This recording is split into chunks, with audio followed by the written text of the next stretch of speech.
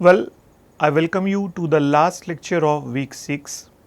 The title of the lecture is Stepper Motor and Servo Motors. In this week, we are studying various electrical drives.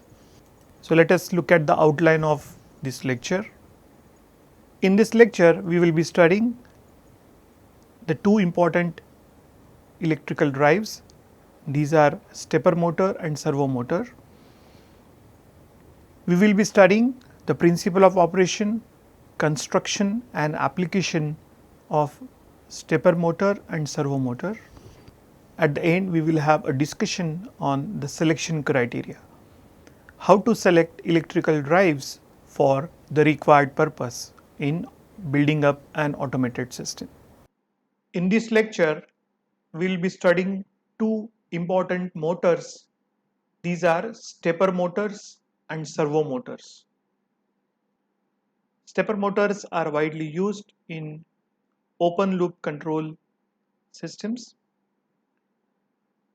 The stepper motors are simply converting the DC voltage that is applied into a train of pulses, into a series of pulses. This pulse train is proportional to the mechanical rotation of the shaft. So the motor converts the DC voltage into pulse train, and that pulse train is making the rotation of the shaft. So this peculiarity of conversion from DC voltage to the pulse train is very much useful to consider the stepper motor as an actuator, as the energy provider, as the energy facilitator, as well as the position sensor. So we can consider that the stepper motor has integrated position sensing facility. The stepper motor is working based upon the discrete motion. It's not on the continuous input which is we are getting. So it is working based upon the discrete motion. It is creating the rotation of the shaft in the discrete way. Therefore, the stepper motors are very much useful when we are incorporating, when we are using microcomputers to control the system, to operate the system.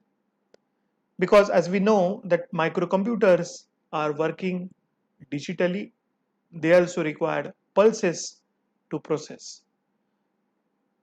Therefore, the pulse train facility or the utilization of pulse train based working of the stepper motor is very well suited for the microcomputers.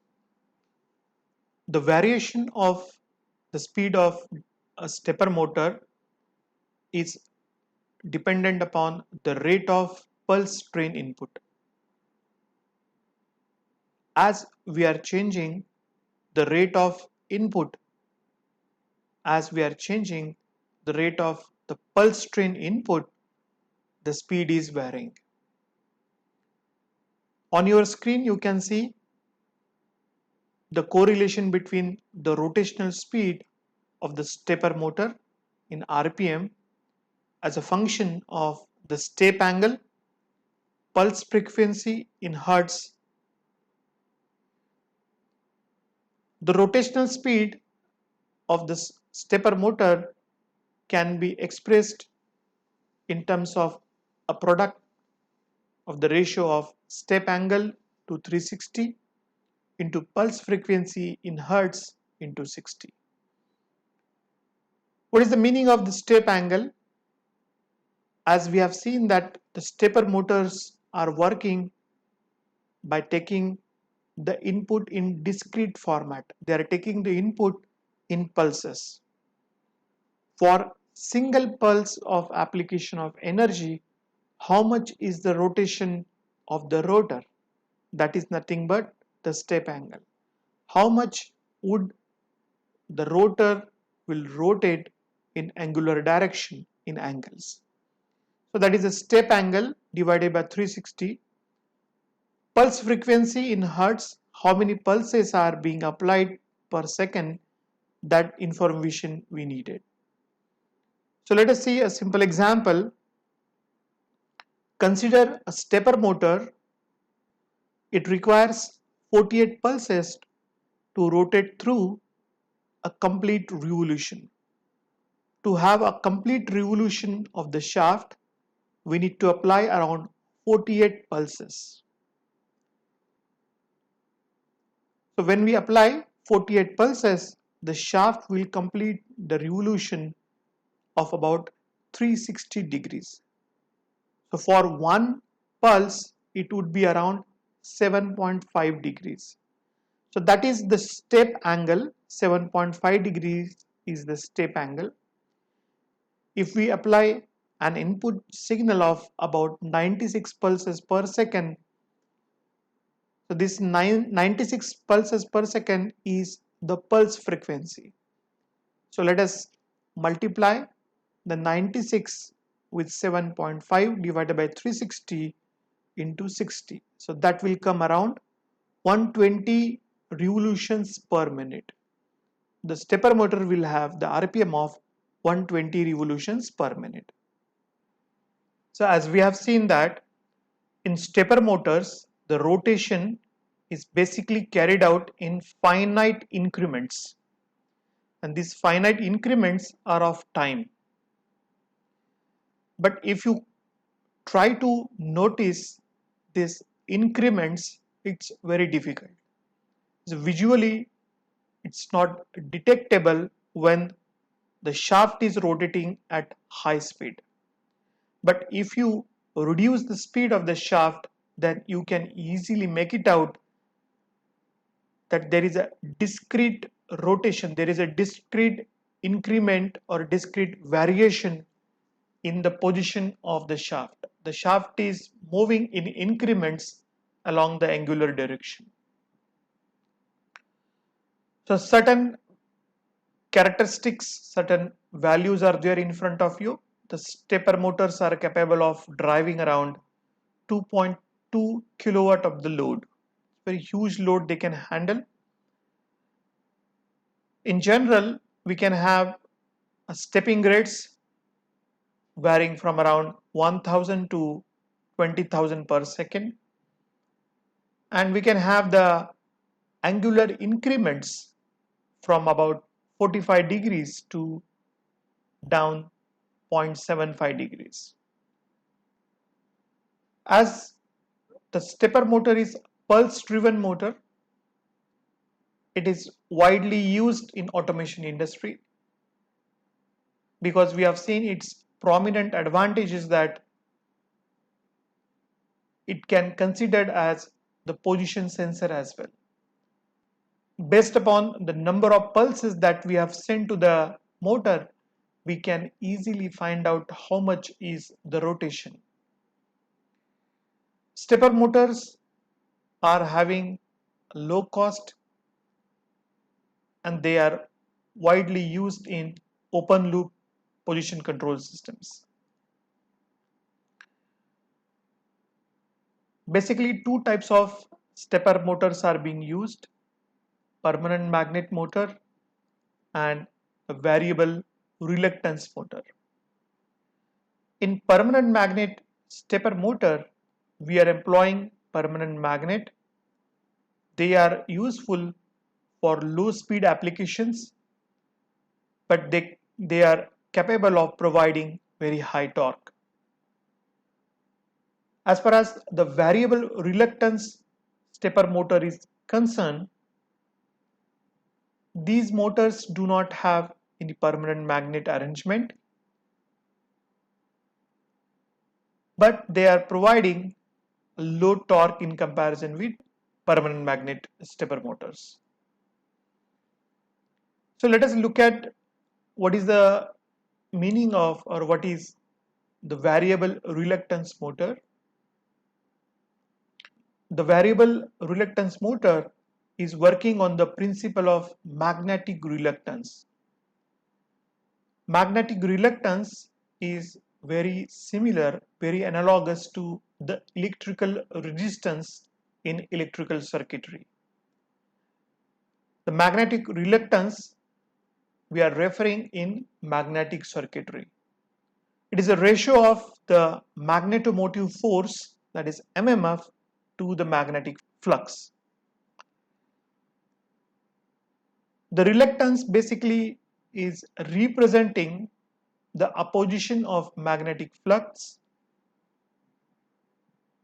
and it primarily depends upon the geometry and composition of the object. On your screen, you can see the construction of a typical variable reluctance motor. It has a stator with number of poles. Here you can see around 6 poles are there, and we can consider them as 3 pairs of poles. There is a rotor, there is a typical rotor as we have seen in all electrical motors. There is a rotor stator gathering in the construction. The rotor also has poles. So on rotor we can see here there are 4 poles. The stator poles are having windings, electrical windings, and when we energize them in a sequence of 2, 3, 1 and so on, the motor will rotate in a step of 30 degrees step angle. In the non-energized condition, there is no magnetic flux in the air gap, as the stator is electromagnet. So when there is no energy there, when there is no electricity is applied, there will not be any magnetic power, magnetic flux. The rotor is simply a conductor. So at no load condition, at no electricity application, there will not be any magnetic flux in the air. This type of motor is called as the variable reluctance motor. In permanent magnet stepper motor, the rotor doesn't have any poles mounted on it.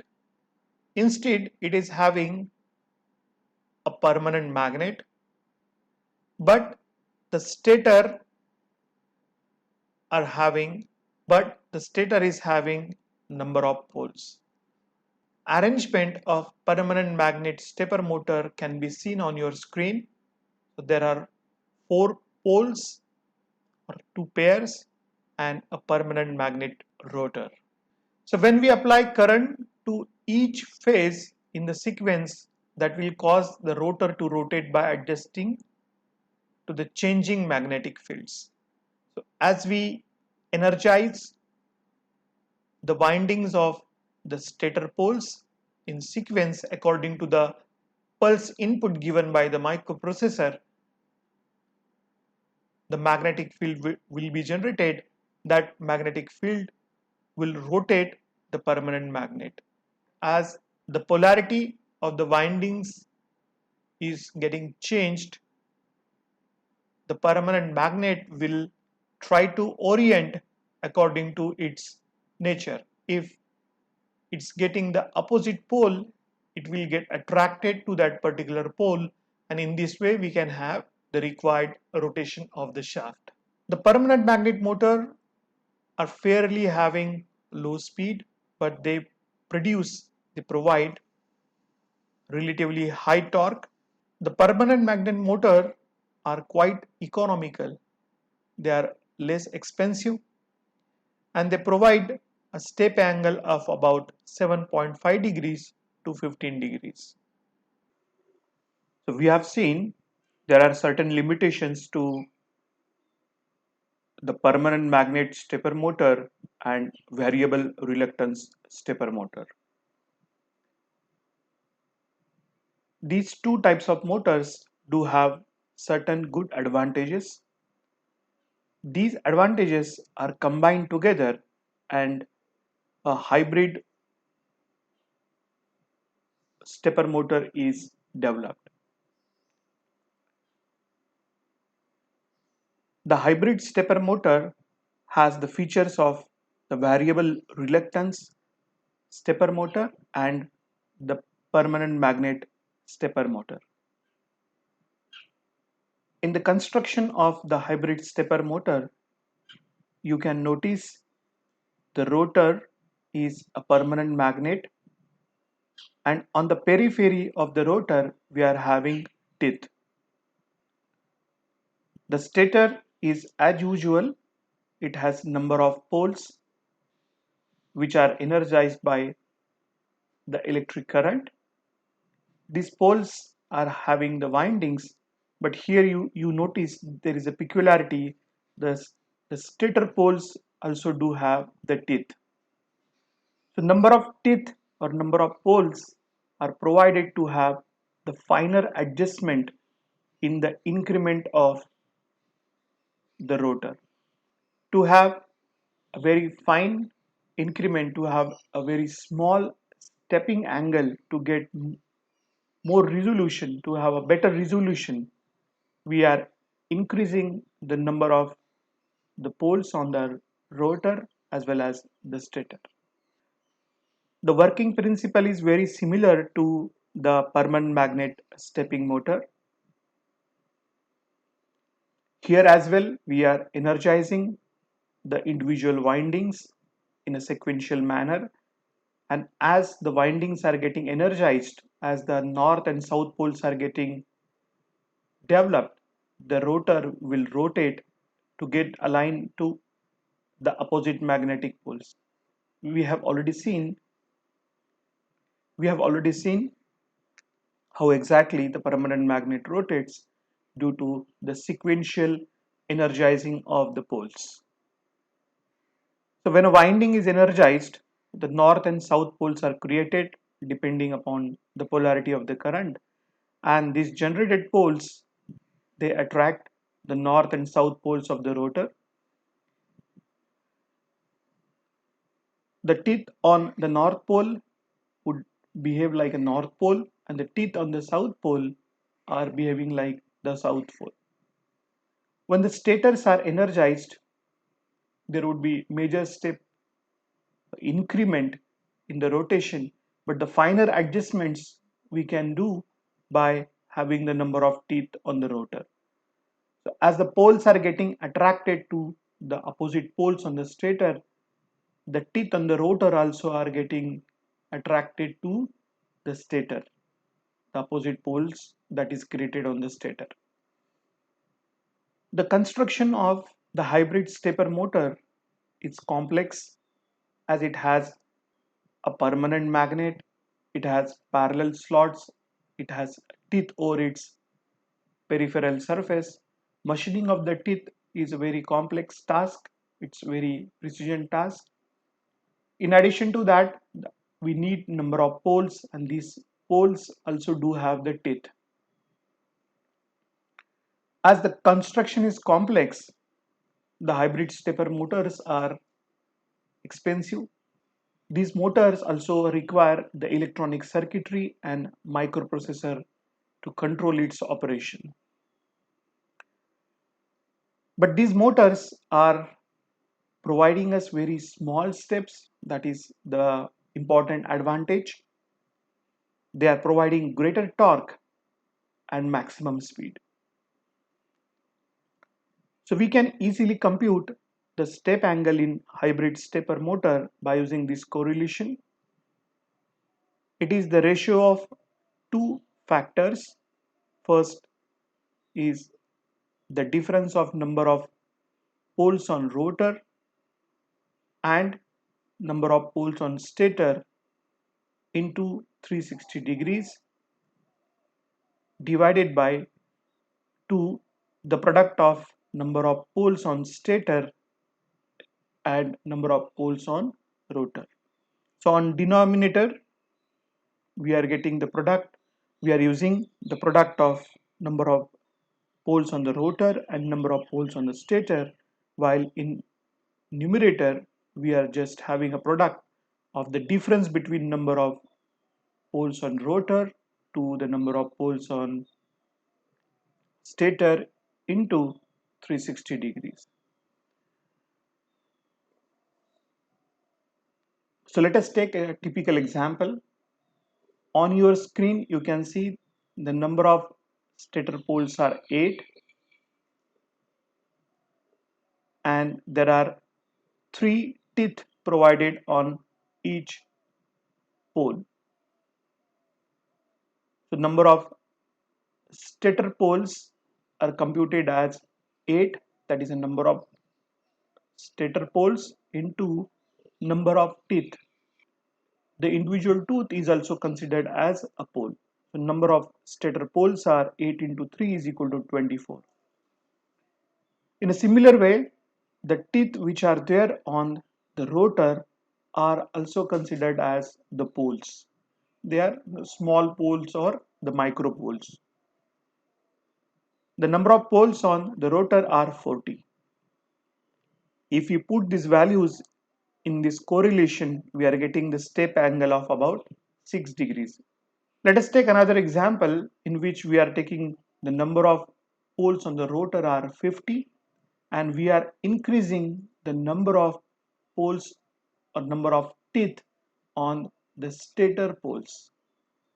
So by having two more teeth on the stator pole, we are getting number of teeth on stator as 40. We are increasing the number of poles on rotor as well. We are increasing number of teeth on the rotor as 50. So if you take NR as 50 and NS as 40, you can notice here we got a very good step angle, that is a 1.8 degrees. The prominent advantage of stepper motor is the micro stepping. As we have seen in a previous slide, the stepper motors or the hybrid stepper motor are able to provide around 1.8 degrees step angle to us. The stepper motors are having the low cost, they are rugged in the construction, they are robust in the construction. Some of the stepper motors are having simple construction. So there is low maintenance because there are no brushed contacts, there is no arcing, or there is no wearing of the rotor or the stator.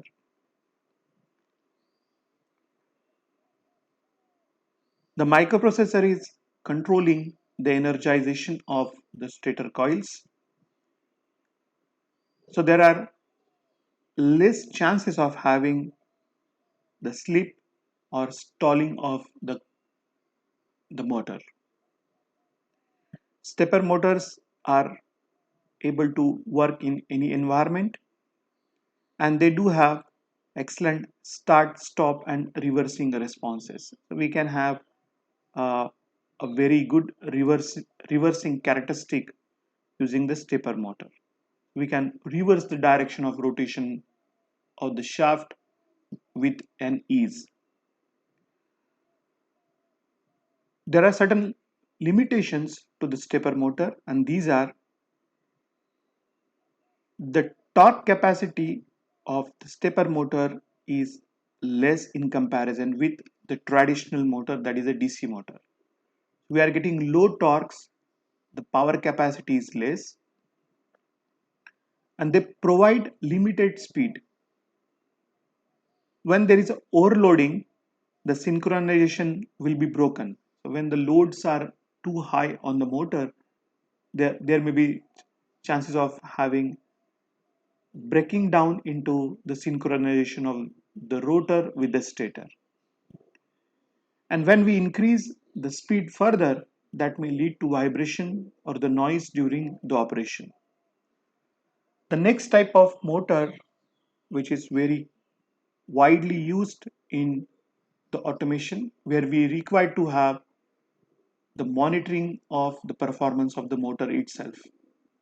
Till now we have seen that the electricity is applied to the motor is generating the mechanical power, but the rotation of the shaft is not getting monitored, it is not getting observed. Whether we are getting the required output or not will not be sensed or will not be taken into account. But in closed loop control systems which are required in the development of automated products or automated system, we need to monitor, we need to get the information whether the required output is as per our standard. So the servo motors are providing this kind of facility. They are special electromechanical device. The special electromechanical device is called because they do have integrated monitoring system. Basically, the servo motors are DC or AC, or they are the brushless DC motor. So these DC, AC or brushless DC motors are combined with a position sensing device, and that position sensing device with appropriate signal conditioning device will give the input to the microprocessor, and the microprocessor is accordingly varying the input to the DC motor to get the required output. These motors are also called as the control motors because they are controlling the mechanical system. On your screen, you can see the schematic of the arrangement which is used in servo motor. We are having the servo motor which is providing the output. The performance of the servo motor is continuously being monitored, and the performance is given to the microprocessor or the electronic circuitry. The electronic circuitry is getting the input, the energy source, and that would be amplified and given to the servo motor. The input would be changed according to the error which is there in the comparison with the desired value and the obtained value of the servo motor. The desired value is the number of the revolutions per minute, and the obtained value from the servo motor, that is the actual or the real value which is we are getting at the rotor shaft. So what kind of positioning sensing devices are used? And these are the optical encoders. We have already seen the construction working and the application of optical encoders in the lecture of the sensors. Optical encoders are having the phototransistors. They are using the light and a perforated disc. As the light is passing through that perforations, it is sensing the number of pulses, it is counting the number of pulses, and based on that number of pulses, we can easily find out the angular velocity of the perforated disc. If we mount the perforated disc and a set of phototransistors, then we can easily have the continuous monitoring of the motor. And that is the arrangement is provided on the servo motors. The device is as usual providing us the mechanical motion, and there is an error detector which is just comparing the actual operation values with that of the reference input or the standard values. If there is an error, that error would be corrected in consultation with the microprocessor. In servo motors, we are monitoring the velocity and position. As we are monitoring the velocity and position, and we are online in situ modifying the velocity and position, the servo motors are providing accurate speed, torque, and they are having the ability to control the process directly. The first variant in servo motor is the DC servo motor. In DC servo motors, we are using a simple DC motor and a position sensing device. The DC operated servo motors, they respond very fast to the signal, and they are able to accelerate the load quite quickly. A typical DC servo motor has four components, and these are DC motor, a gear assembly, position sensing device, and the control circuitry. We have already seen the principle of operation of a DC motor and the position sensing device and the application of control circuitry. The next variant is alternating current servo motor, and in this case we are adding the position sensing device to an AC motor that makes the AC motor as the AC servo motor. So in this typical arrangement, the magnetic force is generated by the permanent magnet and the current arrangement which is producing the required torque. So as we know that there are no brushes in the AC motor, the noise would be very less. AC motor has better precision control and they do have high resolution. The AC motor may provide us better precision control when we are when we are employing high resolution encoders. It has the stator which is composed of the core and the winding, and the rotor is a shaft, rotor core and a permanent magnet. So these details of the typical AC motor we have already seen in our previous lecture.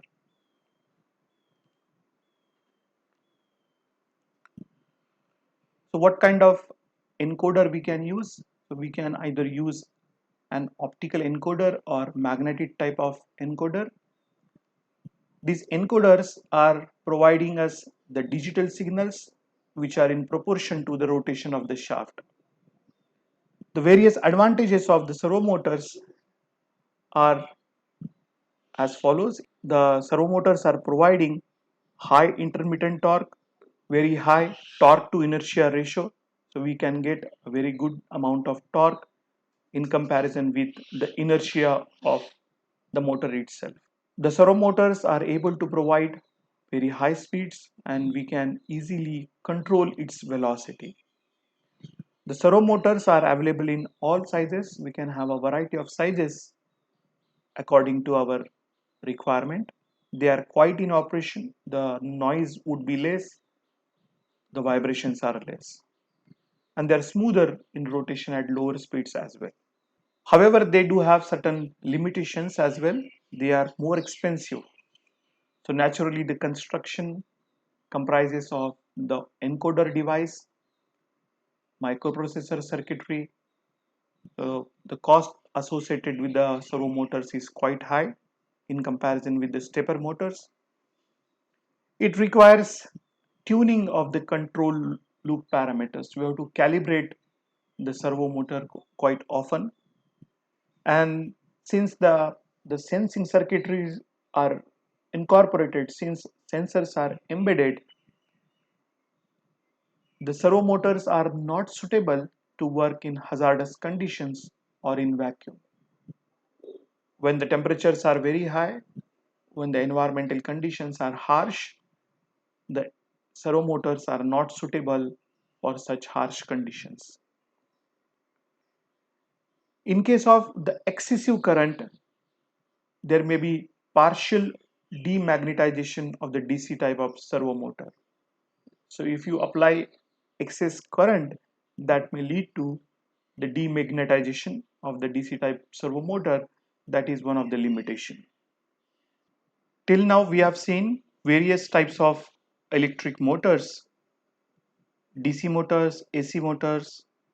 We have seen the stepper motors and servo motors, their variants, their constructional details and their applications in the automation industry.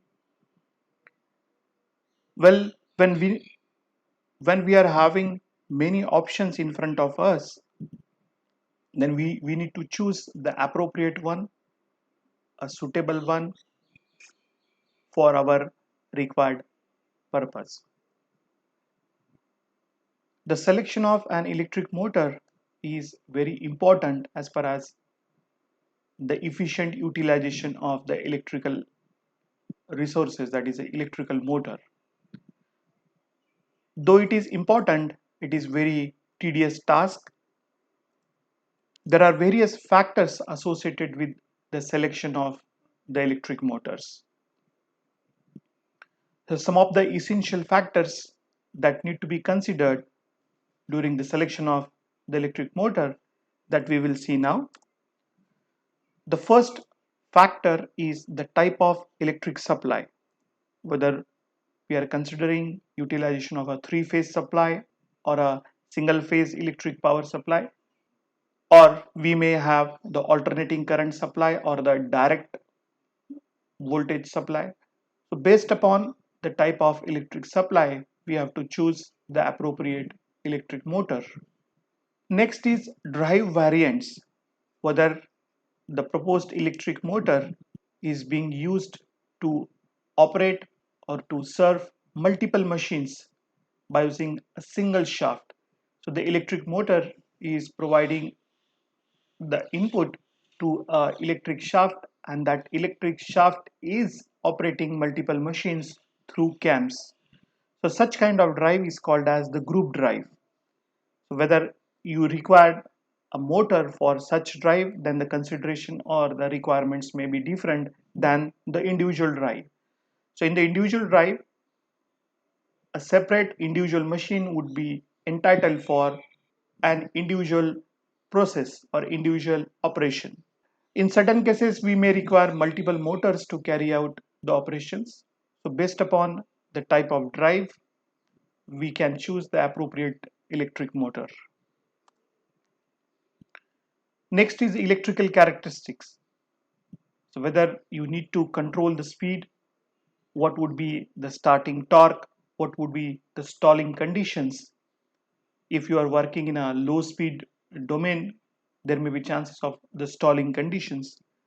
If you are working at a very high speed and then you have to just reduce the speed or you have to stop the operation, what would be braking characteristics. So the electrical parameters associated with the speed control, torque control, stalling and braking need to be considered when we select a proper electric motor. Mechanical consideration, the construction of the electrical machine itself. As we have seen that the electrical motor is an electromechanical device. So it is converting the electrical energy into mechanical energy, and the construction is very much important. What kind of bearings we are interested to have, whether it is a ball or roller bearings, those who are supporting the shaft inside the motor. The shaft is supporting the rotor. The shaft is attached to the rotor. Or we are using the bush bearings. If the bush bearings are there, then the friction would be more, the wearing of the shaft would be more. There may be chances of having the vibration and noise. Then the drives or the loading condition, where we are applying the mechanical energy. So are we applying the mechanical energy in a belt drive or a chain drive or a rope drive, or we are operating a gear based drive? What would be the loading conditions to this electric motor? These factors are also to be considered during the selection. What noise level we are expecting? If you want to have a very quiet operation, then you have to go for the AC drives or brushless DC motors. If the noise levels can be adjusted, can be accommodated, we can even go for the brushed DC motor because they are economical. We can save the cost, we can reduce the expenditure. Temperature conditions and heating, as we have seen that the brushed DC motors are having the heating problem. So can we utilize these brushed DC motors in harsh conditions where the already temperatures are very high? So the surrounding temperature conditions are also affecting on the selection of the electric motor. The service capacity, we need to take into account for what duty, for what type of duty the electric motor is being applied. Whether the electric motor is being continuously utilized for the operation or they are used for a short time duty, or it may be a intermittent type of operation as well. The rating, many manufacturers or there are standards available, those who are computing the rating based upon the utilization of the electrical energy, voltage, current, the speed characteristics, the characteristics related to the excitation, the torque stalling, efficiency of the drive, and the power which is coming out. Based on that, the ratings are decided. During the selection, even we can give focus on the rating, and based on the rating we can choose the appropriate electric motor for our purpose. Appearance, so this is very important nowadays. Aesthetics, how the motor construction look like, whether it is suitable, this may be useful. The appearance would be very much essential when we are using such drives to make the robots, or we are making the gadgets or the toys. The cost consideration, that is the most important. The, the electric motor should be cost effective, less expensive, and they should able to satisfy all requirements of the designer or the end user. So let me summarize the lecture 3 of week 6. In this lecture we have seen two important electrical drives. These were stepper motor and servo motor.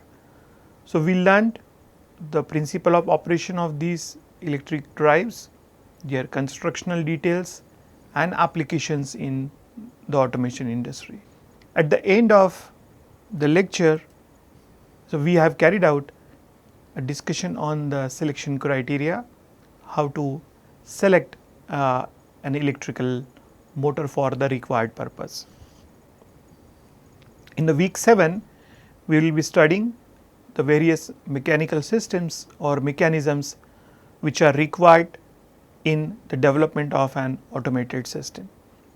In the lecture 1 of week 7, we will be studying the introduction to mechanisms, a detailed discussion on the constructional details of the ball screws, their advantages will be carried out.